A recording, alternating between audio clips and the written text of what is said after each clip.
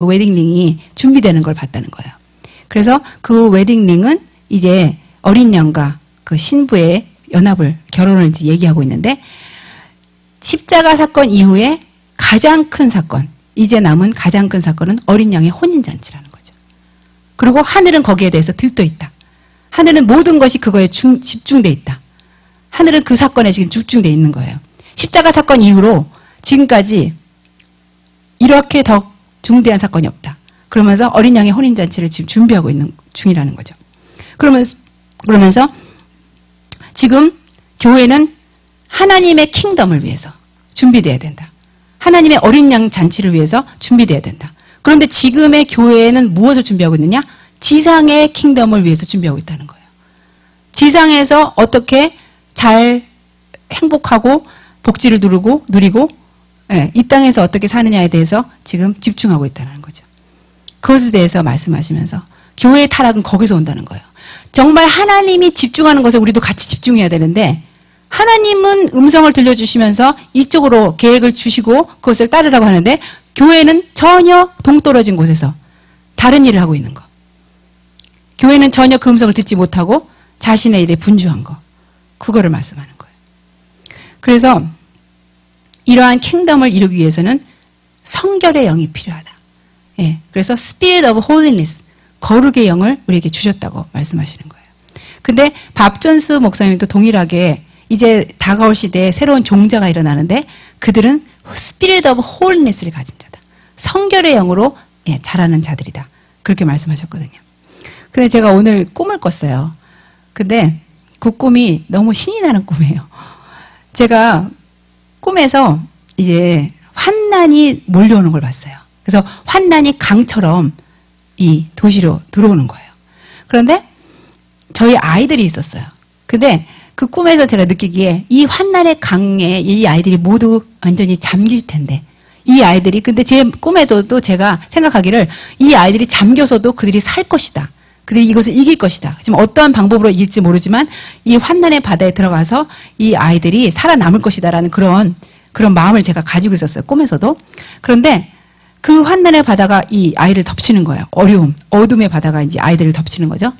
근데 덮치는 순간 어떤 일이 난지 아세요? 이 아이들이 갑자기 거인이 되는 거예요. 그 작은 아이들이 그 물에 완전히 잠길 만한 아이들이었는데, 물에 잠길 쯤 돼갖고는 아이들이 거인이 돼서 그 물이요, 도랑에 차는 물이 되는 거예요. 그러니까 완전하게 압도하는 그런 아이들이 자라는 걸 보게 된 거죠. 그러면서 하나님의 말씀이 이제 거룩의 영, Spirit of Holiness를 입고 저 아이들이 저렇게 영적인 거인이 될 것이다. 그거를 말씀하셨어요. 그래서 이제 교회가 타락한 것에 대해서 이제 회개하고, 그리고 선지자의 정확한 그 진단을 받고, 이제 세상 복음이 아닌 하나님의 복음을 취하는 그런 때가 된 것입니다. 많은 경우에 지상에는 주님의 사람이 가득 차대요. 그런데 하늘에 가서 하늘에 있는 진정한 주님의 집에 가보면 빈 의자만 있고 잡초만 무성하대요. 그것이 무슨 말이냐면, 잡초라는 것은 변질된 복음이 자랐다. 그래서 의자를 가득 찰 만큼 변질된 그 잡초들이 자라고 있었고, 그리고 이 땅에서는 사람이 가득하고 큰 교회에 많은 사람들이 모이고, 그렇지만 진정한 하나님의 집에, 그 주의 집에 들어가서 그 환상을 보았을 때는 그 집이 텅 비었다. 의자들이 텅 비었다는 거예요. 그러면서 무슨 말씀하시냐면, 우리가 교회에 와 있지만, 우리가 육으로 와 있다면 하나님은 우리가 안 보인다. 우리가 여기 있으면 사람이 보이잖아요. 주님의 집에 사람이 있잖아요. 그런데 우리 주님의 눈에는 우리가 육이라면 우리가 안 보인다는 거예요. 그래서 주님의 집, 하늘에 있는 주님의 집에는 텅텅 비어있다는 거죠. 지금 상황이 그렇다는 거예요. 그래서 지금 우리 교회는, 이 현대 교회는 암이 걸려있는 상태인데, 그 암이 걸려있는데도 자기들이 암이 있다는 것을 발견조차 못하고 있는 그런 상황에 우리가 지금 있는 것입니다. 그런데 이 교회와 상태와 조건을 알게 해주는 선지자를 주님께서 보내시는 거예요. 그래서 우리가 그것을 알게 되는 건데. 근데 교회를 어떻게 비유하냐면 꼭 전쟁에 나가는 말과 같대요. 그래서 싸우러 나가는 말이 아무 생각이 없이 전쟁에만 몰두하잖아요. 그래서 누구의 말도 듣지 않지 않습니까? 그런 것처럼 교회가 지금 전쟁에 나가는 말처럼 뭔가에 분주해요. 자신의 일에 분주해요. 자신의 목적에 분주해요. 그래서 성령이 지금 우리 교회들에게 하는 말을 듣지 못한다는 지금 그런 상황에 와 있는 거예요. 왜냐면 전쟁에 나가는 말 보셨죠? 완전히 이렇게 딱 한 곳만 보면서 그곳에만 집중하잖아요. 그러니까 우리가 너무 하나님의 계획하는 다른 목적에 집중되어 있어서 주님이 진정 우리에게 들려주시는 것을 듣지 못하고 있는 상황이라는 것입니다. 이것이 너무나 안타까운 것이에요. 그래서 성령이 교회들에게 하는 음성을 들어야 돼요. 절대적으로 이 교회들은 성령께서 우리들에게 하시는 말씀을 들어야지 자신의 일에 분주하고 자신의 것에, 자신의 프로그램에, 자신의 계획에 자신을 던지면 안 됩니다. 그래서 문제는 주님을 안다고 하는 우리들이 문제인 거예요. 우리가 짐짓, 죄를 알면서도 짓는 거. 그래서 성경에서는 이렇게 말해요. 고범죄와 자범죄, 습관적인 죄를 짓는 거. 이것에 대해서 하나님의 아들을 밟고 자기를 거룩하게 한 언약의 피를 부정한 것으로 여기고 율법과 은혜의 성령을 욕되게 하는 자에 당연히 받을 형벌이 얼마나 중하겠느냐. 우리가 믿는 자로서 주님을 안다고 하면서 짐짓 짓는 죄, 고범죄, 자범죄가 언약의 피를 밟는 행위고 하나님의 아들을 욕보이는 행위라는 거예요. 그러면서 우리가 서로의 피를 섞은 그리스도와 우리는 피를 섞은 자잖아요. 주님의 잔을 받아 마신 자잖아요. 저번에서 말한 것처럼 정혼하는 관계잖아요. 그런데 우리가 언약을 맺은 사이인데 우리가 그러함에도 거룩을 이뤄내지 못하면 그것은 아예 주님의 은혜와 율법을 알지 못한 상태에 그것이 더 낫다라는 거예요.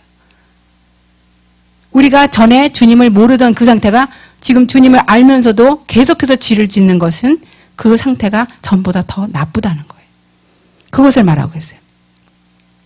그러면서 한 번 비침을 받고 하늘의 은사를 맛본 자들이다. 한 번 비침을 받았다. 우리는 세상이 맛보지 못하는 것을 맛본 자들이잖아요. 비침을 받았잖아요. 빛이 무엇인지를 아는 자들이잖아요. 그리고 하늘의 은사까지 맛봤고요. 그 다음에 성령에 참여한 바 되었다. 그리고 하나님의 선한 말씀과 내세의 능력을 맛본 자들이다. 그럼에도 계속해서 고범죄와 자범죄를 짓고 계속해서 거룩함을 이뤄내지 못하는 자들, 타락한 자들은 다시 새롭게 하여 회개케 할 수 없다. 이것을 우리말로 받아야 돼요. 우리는 이것은 어떤 다른 사람들의 얘기라고 생각하는데 우리가 주님을 아는 자로서 주님의 거룩을 이뤄내지 못한다면 그것은 타락한 것입니다. 우리가 계속해서 거룩 안에서 자라야만 되는 영적으로 거듭났다는 것이 무엇이냐면 영적으로 거듭난 자는 계속해서 자라야 된다는 거예요. 자라지 않으면 죽는다는 거예요. 자라지 않으면 퇴행한다는 겁니다. 그런데 우리는 계속 그 자리에서 머물면서도 영적으로 살아있다고 생각해요. 하지만 성경에서는 이는 하나님의 아들을 다시 십자가에 못 박아 현저 욕보이는 것이다. 그 말은 뭐냐면 주님이 다시 한번 십자가에 못 박히셔야 제가 변할 수 있습니다. 그러니까 주님이 십자가에 이미 못 박히신 것은 나한테 불충분합니다. 그런 소리를 한다는 거예요. 우리가 지금 우리 안에서 하나님이 주신 그 은혜 가운데 거룩을 이뤄내지 못한다면 우리는 다시금 현저히 십자가에 예수 그리스도를 못 박는 거라는 거죠. 그래서 이것이 교회에 임한 재난입니다. 왜 주님이 선지자를 보내서 한국교회에 이러한 임박한 심판이 임할 것에 대해서 말씀하시면서 교회의 상태와 조건이 이러하다고 말씀하시는가? 왜 그들은 그렇게 겉으로 보기에는 아주 좋은 크리스찬 것처럼 보이고 행복한 크리스찬처럼 보이고 정말로 거룩한 크리스찬처럼 보이지만 왜 주님은 그들에게 계속해서 지적하는가? 그것은 우리가 주님이 원하시는 그 기대와 수준만큼 그 거룩에 대한 열망으로 그렇게 자라지 못하기 때문에 그런 것입니다. 그래서 교회가 그리스도인이 된 다음에도 다시 세상으로 돌아가고 다시 죄로 돌아가고 다시 육체로 돌아가는 것, 이것에 대해서 엄격하게 주님께서 경고하는 것입니다.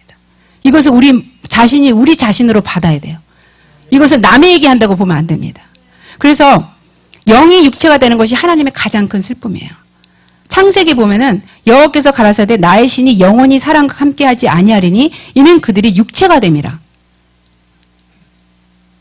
육체가 된다는 것은 하나님한테 가장 큰 슬픔이에요. 하나님은 우리를 영으로 창조했는데 우리가 영은 떠나고 육체만 남는 것, 그것은 하나님께 가장 큰 슬픔이에요. 그래서 내가 더 이상 사람과 함께 할 수가 없다. 왜냐하면 그들이 육체가 되었다. 그러니까 영으로 거듭난 후에 우리가 육체가 또 될 수 있다는 거예요. 영으로 거듭났는데, 왜냐하면 아담과 하와는 영이었거든요. 하지만 그들의 육체만 남을 수 있었잖아요. 그런 것처럼 지금도 교회에 하나님은 왜 심판하시는가? 왜 교회, 하나님을 안다는 자들한테 심판하시는가? 그들이 영이었지만 다시 육체로 돌아갈 수 있다는 것입니다. 이것에 대해서 경고를 받아야 돼요. 그래서 히브리서 보면 우리가 진리를 아는 지식을 받은 후 짐짓 죄를 범한 즉 다시 속죄하는 제사가 없고 오직 무서운 마음으로 심판을 기다리는 것과 대적하는 자를 소멸할 맹렬한 불만 있으리라. 맹렬한 불로 소멸당하리라. 이렇게 말씀하시는 거예요. 왜냐하면 우리가 이제 육체만 남게 된다면. 그것이 하나님의 슬픔이에요. 그래서 여전히 자기 영광을 구하고 여전히 세상적 욕망을 키우고 여전히 자신 안에 거룩하지 못한 것을 해결치 못하고 그 욕망을 놓지 못하는 것. 그것이 이 교회에 하나님이 내린 진단인 거예요. 우리가 그런 심판을 듣게 될 수밖에 없는 상황에 놓인 것인 거예요. 여전히 우리는 자생력을 잃고 세상에 영향을 주기는커녕 자기 스스로 자기를 추스릴 수도 없는 그런 상황에 빠진 그런 교회가 그 모습이 된 것입니다. 그것에 대해서 우리가 회개해야 돼요. 그래서 맹렬한 불로 소멸당할 수밖에 없다는 것에 대해서 이것을 정말 심각하게 받아들이고. 근데 베드로 후서에 보면은 만일 저희가 우리 주 대신 구주 예수 그리스도를 알므로 세상의 더러움을 피한 후에 다시 그 중에 얽매이고 다시 그것에 속한다면 그 나중 형편이 처음보다 더 심할 것이다. 세상의 더러움을 피한 후에 다시 그 중에 얽매이고 그것에 다시 돌아간다면 개가 그 토한 것에 돌아가고 돼지가 씻은 후에 다시 그 구덩이로 돌아가는 것처럼 그렇게 된다면 그 나중 형편이 처음보다 더 심하다 그래요.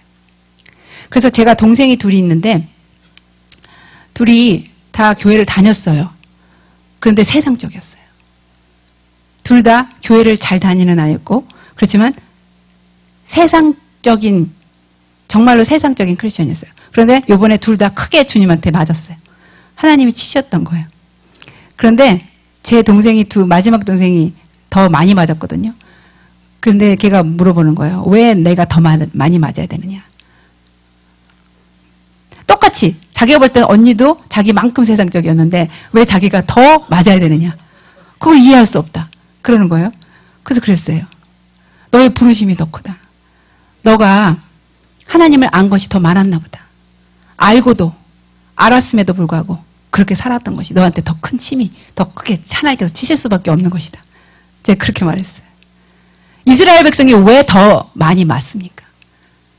왜 미국이 더 많이 맞습니까? 왜 교회가 더 큰 심판을 당합니까? 주님을 안다고 하는 자들이 주님을 아는 자들이 하나님을 더 슬프게 하는 거예요.